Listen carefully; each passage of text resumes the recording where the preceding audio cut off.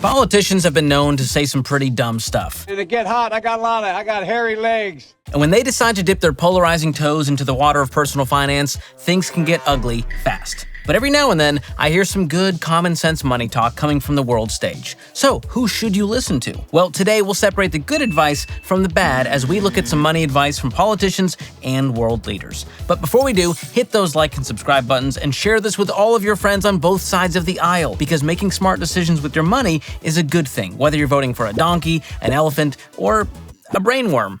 What does that even mean? Okay, first up, let's look at some recent comments Vice President Kamel Harris made while talking about student loans.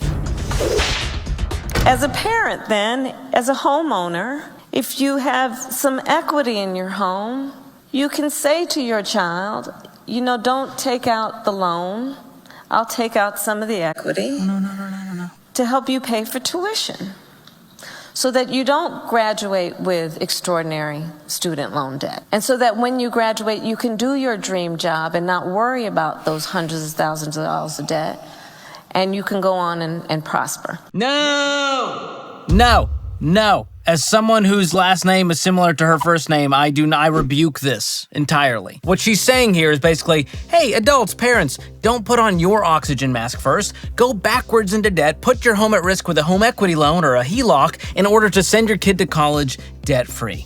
HELOCs have a variable interest rate, which means these loans can increase in any given month. And if you miss a payment or you default on the HELOC, the bank can take your house. You could also pay transaction fees, minimal withdrawal fees, inactivity fees, or early termination fees, in addition to having required balances. And if history and data tells us anything, parents are already broke. And so to add more insult to injury so that your kid can go to their precious famous school without debt or with less debt is not a good plan. And using your house like an ATM, using your house like a credit card moves you in the wrong direction financially. Do I want your kid to go to college debt-free? Absolutely. But this is not the way to do it. Avoid this at all costs, and please put your own oxygen mask on first. Okay, this next video is from personal finance Canadian Prime Minister Justin Trudeau. Let's take a look at what's happening over in cold Mexico. Let's talk about credit scores. Wait, don't scroll. This is important. A credit score is basically a rating that banks and financial institutions assign to you to determine how responsible you are with money. Like, do you pay your bills on time? So when it comes time for you to ask for a loan, like applying for a mortgage so you can buy your first home, they'll check your credit score.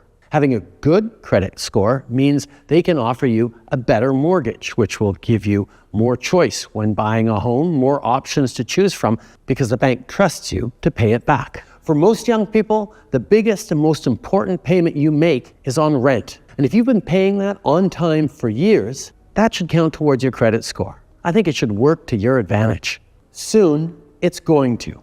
We're going to change the rules of the game so you can report your rent payments towards your credit score, so you can get a better mortgage, so you can get a place of your own sooner. How sweet. Thank you, Justin. Oh, by the way, I was being sarcastic. Well, first of all, it kind of feels like you're encroaching on my territory here. Okay, explaining personal finance direct to camera on YouTube. Little gauche.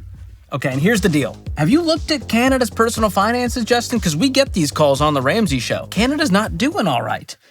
I don't feel so good. It's impossible to afford anything in Canada, and I don't think the credit score is the issue here. In fact, the credit score is just an I love debt score. You gotta get into debt to build your credit so that you have more access to debt. If that was the solution to our problems, we'd all be living our best life. But unfortunately, people can't afford anything. And here's why. They have debt payments up to their eyeballs because of this stupid game that we've been required to play. So here's the good news. It's possible to live a great life without a credit score. And yes, you can even buy a house without a credit score, like I did through a process called manual underwriting, and I will link to a video below where I explain the process. Okay, next up, Ronald Reagan. I know, deep cut. Let's take a look at what the Gipper had to say about balancing the budget when he made an appearance on The Tonight Show with Johnny Carson. And for those of you young folks watching, that was a TV show that aired on television back in the day. Yeah, I think the answer to curing inflation is a balanced budget. Now, how do you do that? I mean, it's not, how do you balance the budget? Well, balancing the budget is like protecting You don't spend more than you take in, right? Yeah, it's like protecting your virtue. You have to learn to say no. That's wisdom right there. That is some old school, timeless wisdom. Now, he's talking about macroeconomics here, but this 100% applies to personal finance and to the government stuff too. When you have a financial goal you're working towards, sometimes you have to say no to other things in order to reach that goal. That's called delayed gratification. It's called being an adult instead of a toddler and saying, I want it now. I want it now. And I love how Johnny Carson basically just summed up my financial worldview. He said, you don't spend more than you take in, right? And everyone laughs, we're all having a good time. And look at us in America today. They've got no savings, nobody's on a budget, we're spending out of control, debt up to our eyeballs, and the answer is right here. It's so simple, but it's so hard. Live on less than you make. So while this was all meant in jest, I do wish America would take a good look in the mirror and take it to heart. Because if we followed this timeless advice, we would be $0 in debt as individuals and as a nation. God bless. All right, now let's get to some weird stuff. You've earned it. In this next video, Vanilla Ice claims there's a way you can legally avoid paying property taxes, and he says Donald Trump has actually done this. And in case you're wondering, yes, I meant that Vanilla Ice. Let's take a look. You talked about how there's advantages of actually burying someone in your backyard. Yeah. And you said something about it when Trump buried his ex-wife in his backyard. Yes. It got rid of all the liens. So you actually will never owe property tax on the entire property forever. Forever. You will also... In every state? Yes. In the United States of America. So if I put a dead body in my backyard, anyone, right?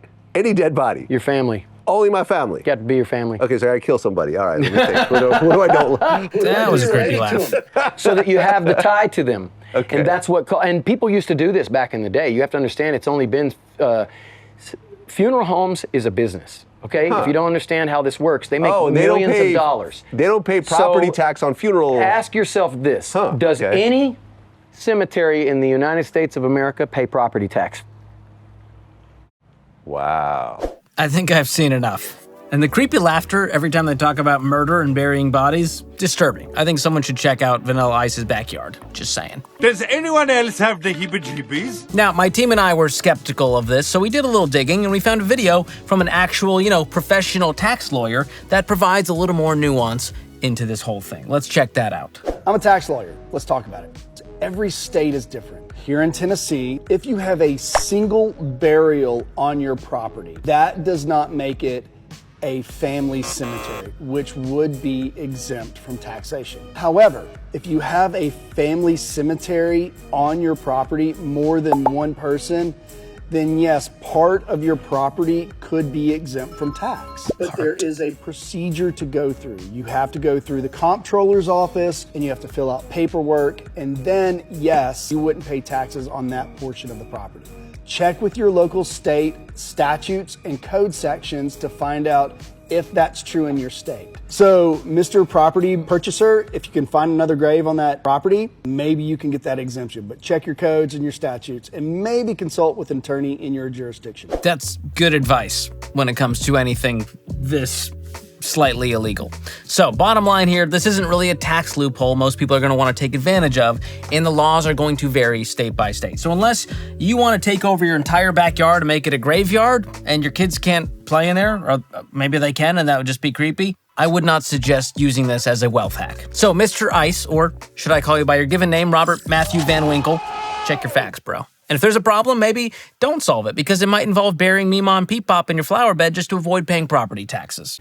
I do not recommend this strategy. All right, before we move on to the next one, let's stop, collaborate, and listen. I want to tell you about a mildly brand new invention, a place where your money can earn some really good interest with no family graveyards required. And that is a high-yield savings account like the one offered by online bank Laurel Road, a sponsor of today's video. Right now, your account balance earns 5.15% APY, plus a ton of other great perks come along with that. No minimum balance to open an account, FDIC-insured deposits, and no whack maintenance fees. And if you need help, Laurel Road's premium care team takes great care of you with real people instead of bots. So make your money work harder than Vanilla Ice by rolling in your 5.0 down the internet superhighway to this website, laurelroad.com/George, or just click the link in the description. The other sponsor of today's video is Delete Me. They're like the good cops patrolling the underbelly of that internet superhighway. Delete Me finds and removes your info from hundreds of data broker sites who are going to sell it for a profit, and then they send you an easy-to-read report showing you exactly what they did. It'll save you tons of time, and it will reduce your risk of online scams and fraud. Yes, please. And because I know these guys and they like me and I like you, they're offering my adoring YouTube fans 20% off any of their plans. Just go to joindeleteme.com/George, or you can always click the link in the description below. That's joindeleteme.com/George. Yo, VIP, let's kick it. Back to some money-related advice from former President Barack Obama. If you are really confident about your financial situation, you probably are not going to be wearing an 8-pound chain around your neck. Because you know, oh, I got bank. I don't have to show you how much I got. I feel good. That'll preach. Literally, thanks, Obama. Thanks, Obama. And before you accuse me of getting political and picking sides, I don't recommend getting your money advice from politicians on either side of the aisle. But occasionally, they might squeeze out a solid nugget of advice. In general, not usually their area of expertise. But I love what Obama's saying here. He's saying, hey, if you're confident in your own financial plan, you're not trying to flex, you're not trying to live beyond your means, who gives a rip what kind of car you drive, the clothes you wear? It's about your actual net worth, the wealth you're building for you and your family.